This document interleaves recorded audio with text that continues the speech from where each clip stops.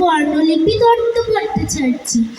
আমি কবি সুকুমার রায় লেখা হুকুমুকু হ্যাংলা কবিতাটি বলছি। হুকুমুকু হ্যাংলা, বাড়ি তার বাংলা, মুখে তার হাসি নাই দেখেছ? নাই তার মানে কি কেউ তাহা জানে কি? কেউ কবু তার কাছে থেকেছ?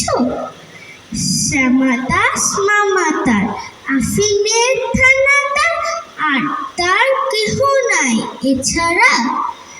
তাই বুঝি একাশে মুখখানা ফ্যাকাশে বসে আছে কাঁদো কাঁদো বেছাড়া। থপ থপ পায়েসে নাচতো যে আয়েসে, গাড় ভরা ছিল তার ফুর্তি। গাইতো সে সারাদিন সারে গামা টিম টিম, আহ্লাদে গদ গদ মূর্তি।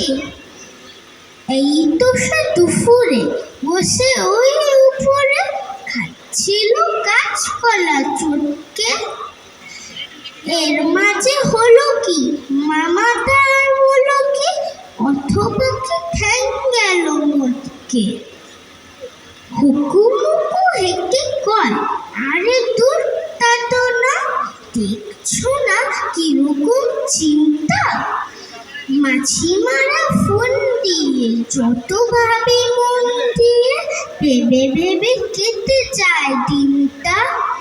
বসে যদি ডাইনে লেখে মোর আইনে, এই লেজে মাছি মারা ত্রস্ত।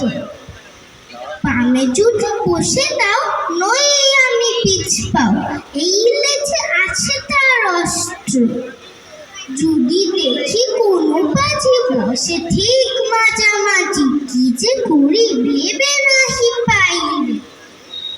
ভেবে দেখো একে কার কোন লেজে মারি তার, দুটি বই লেজ মোর নাই রে।